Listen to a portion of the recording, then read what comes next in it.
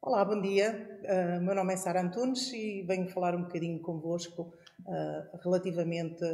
à água, aos Objetivos de Desenvolvimento Sustentável.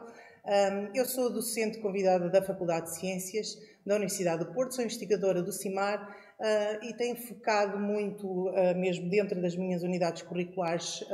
o assunto da água, da gestão da água e uma das primeiras perguntas que se faz sobre este tema é, afinal, onde é que está a água? Estamos a falar de um planeta que normalmente é denominado do planeta azul, ou seja, estamos a falar da área muito extensa de concentração de água, mas essa água, maioritariamente, ela é salgada, ou seja, para os fins a que nós necessitamos, para as nossas atividades antrópicas, não é a mais favorável, não é potável, e só apenas 3% da água é que tem as características de água doce, e desses 3%, apenas uma ínfima percentagem é que pode ser utilizada pelo homem. Porquê? Porque ela está alocada ou está presa, a grande percentagem dela está presa nas calotes polares, nos aquíferos subterrâneos, e uma pequena percentagem é que está disponível para o homem em pequenos reservatórios, em rios e em lagos. Apesar dessa pequena percentagem de água, ainda acresce a incapacidade dela ser utilizada pelas ameaças que sofre constantemente. Estamos a falar de diferentes ações antrópicas que são efetuadas com efeitos nefastos para a qualidade, essencialmente, destes ecossistemas, quer seja pela poluição, ou seja, componentes químicos, quer por componentes biológicos, por invasões das espécies exóticas ou invasoras, resultado de alterações climáticas, aumentos de temperatura, diversidade e aumento de salinidades, o que nos leva a que esta ínfima, então, percentagem de água potável deixe de estar nas condições para que seja utilizada quer para as atividades humanas, quer para a saúde dos ecossistemas. Neste sentido, as pessoas que trabalham na área, os investigadores, os responsáveis e até a componente governamental, elaborou uma lista de coisas que é necessário fazer em nome dos povos e do planeta. E esta preocupação ambiental ocorreu no Cimeira do Milénio, em 2000, em que foram definidos um conjunto de objetivos, na altura muito restrito relativamente ao que hoje em dia se analisa. Foram oito objetivos em que se teve em conta não só os problemas ambientais, mas também os problemas humanos. E o objetivo 7, destaco aqui,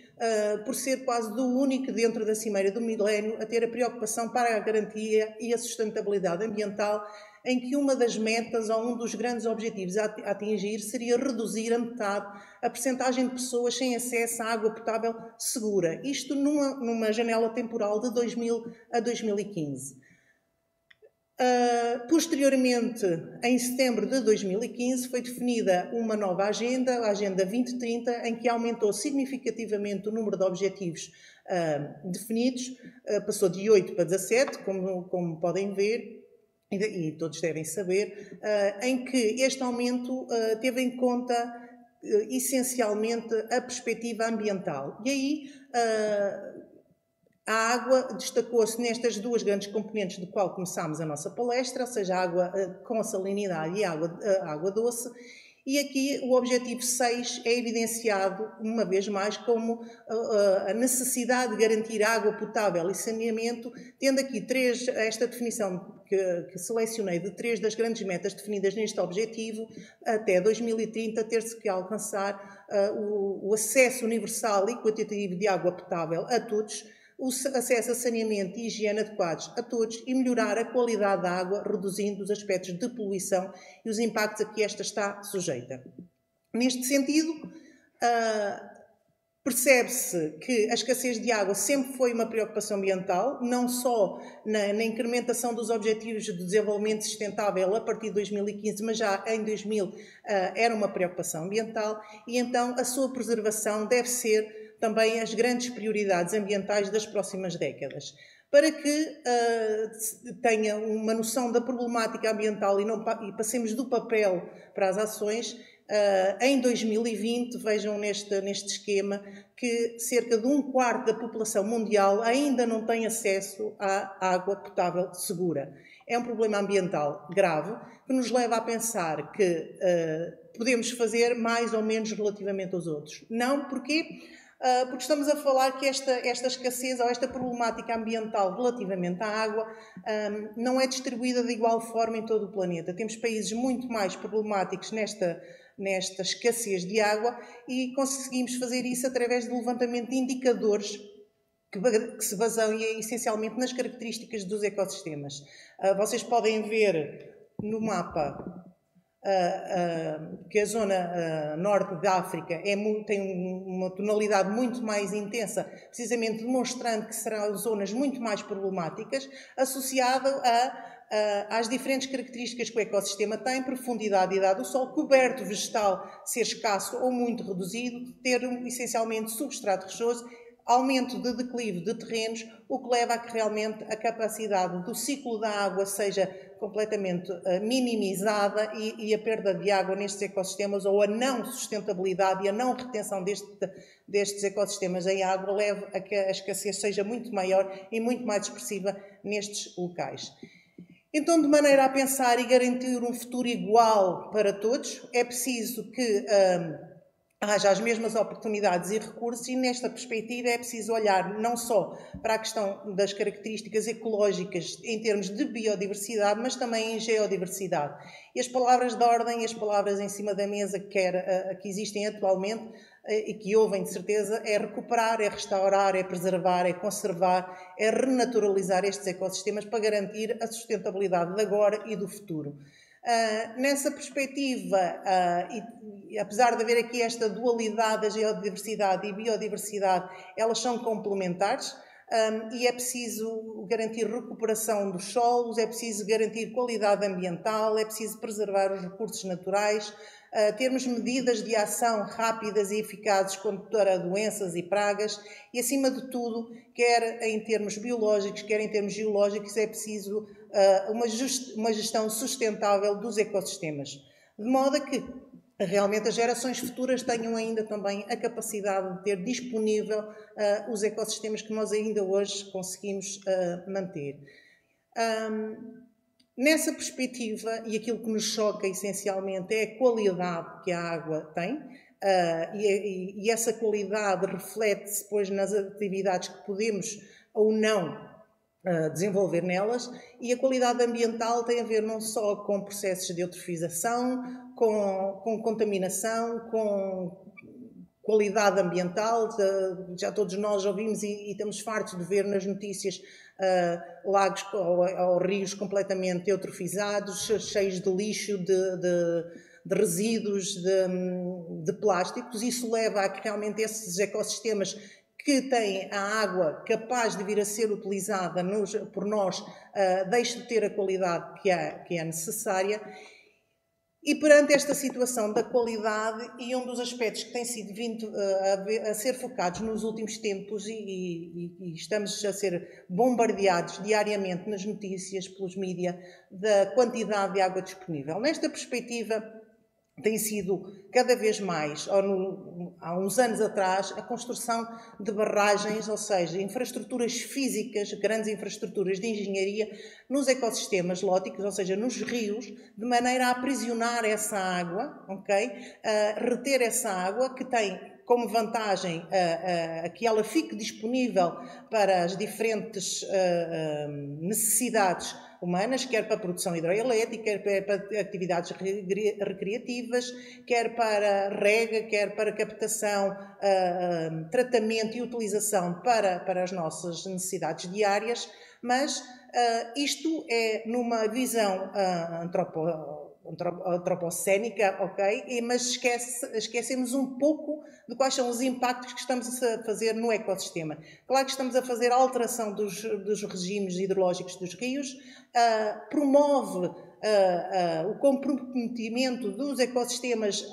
na zona posterior à construção dessa barragem, levando a grandes períodos de não existência de água nesses ecossistemas que teriam água constantemente, e é difícil assim também assegurar o uso múltiplo de água que existia nessa linha contínua e que passa a haver essa fragmentação, o que promove problemas de saúde pública, promove A introdução de espécies promove a poluição, a contaminação destes ecossistemas. Se por um lado estamos a reter em quantidade, podemos estar a perder em qualidade dos nossos ecossistemas. Imagens destas têm aparecido constantemente nas notícias, vão continuar a existir e aqui o problema está associado àquilo que eu estou a enumerar, que é realmente a quantidade de água disponível nestes nossos ecossistemas reservatórios de água, que deixam de ter a capacidade de fomentar qualidade ambiental e aquilo que possa vir a ser utilizado pelas atividades antrópicas. Fazendo aqui então um resumo do paralelismo de todos estes problemas, nomeadamente que eu foquei de quantidade e qualidade, temos que pensar na sua abordagem em termos dos Objetivos de Desenvolvimento Sustentável. Como vocês podem ver, praticamente todos os Objetivos de Desenvolvimento Sustentável da Agenda 2030 têm uma preocupação associada à sustentabilidade ambiental e não podemos deixar que as nossas metas ou que os nossos objetivos sejam vistos apenas numa consideração humana, das necessidades humanas, mas essencialmente das necessidades dos ecossistemas. Como é que nós vamos conseguir garantir esta qualidade para as gerações futuras? Temos que garantir em termos dos serviços que estes ecossistemas neste momento ainda nos podem fornecer, mas que também temos que garantir que vão continuar a fornecer para as gerações futuras, quer em termos de suporte, quer em termos de provisionamento, quer em termos de regulação ou mesmo culturais, e sem dúvida nenhuma que os Objetivos de Desenvolvimento Sustentáveis se associam a cada um destes ecossistemas de maneiras diferentes, até definidos pelas metas e pelos indicadores que estão dentro de cada um destes Objetivos de Desenvolvimento Sustentável, mas sem dúvida que a água aos ecossistemas, a sustentabilidade e a saúde dos ecossistemas garantem a continuidade e a garantia que as gerações futuras vão ter a mesma qualidade ambiental que nós ainda temos, mas que estamos neste momento a começar a perceber as ameaças constantes a que estamos sujeitos. Obrigado pela vossa atenção, estou disponível para alguma questão. Muitíssimo obrigada pela interessante apresentação de um tema tão atual. Temos aqui uma questão da Catarina,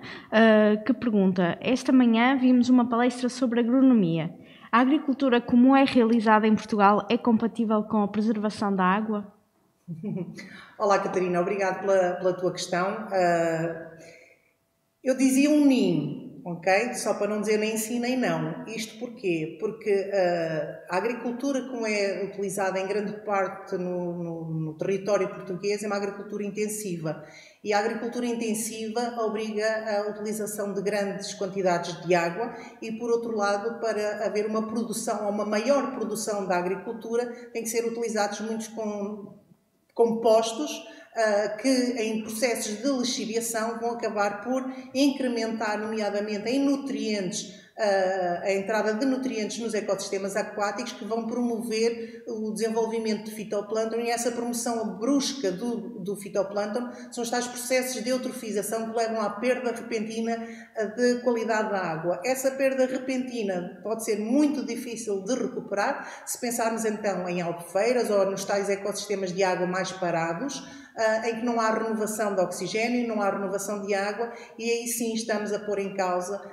mas existem medidas fáceis de pôr em prática, como esses terrenos agrícolas serem rodeados por vegetação, que servem de tampão do solo para a entrada de problemas de nutrientes e de pesticidas e de compostos orgânicos que sejam ou não utilizados na agricultura.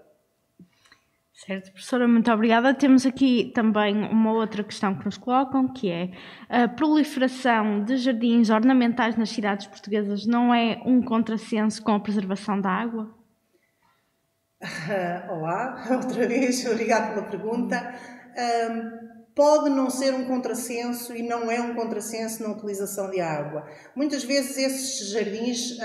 as necessidades de água podem ser mínimas, ok? E essas necessidades mínimas de água e a vantagem que temos em ter jardins nas cidades, com a redução de picos de calor ao longo do dia ou ao longo das estações do ano, com o aumento da diversidade, com essa mesma vegetação que tem muito maior capacidade de reter água em termos de atmosfera, existe, e se não tivermos esses jardins, essa água deixa de ficar aprisionada a essa vegetação e estamos a perder o ciclo, estamos a perder mais quantidade de água, garantindo o ciclo hidrológico que também pode passar e passa pelas cidades, porque o ciclo hidrológico não para só porque é uma cidade ou porque temos ao lado uma floresta. Se tivermos isso misturado, estamos a maximizar, sim, a retenção da água e a utilização da água no ciclo hidrológico. Certo, professora, muitíssimo obrigada. Não temos mais questões, mas se quiserem colocar também outras questões sobre o curso e explorar o curso de Ciências e Tecnologia do Ambiente, podem fazê-lo no stand, explorar o stand. Muito obrigada, professora Sara. Obrigada, bom dia a todos.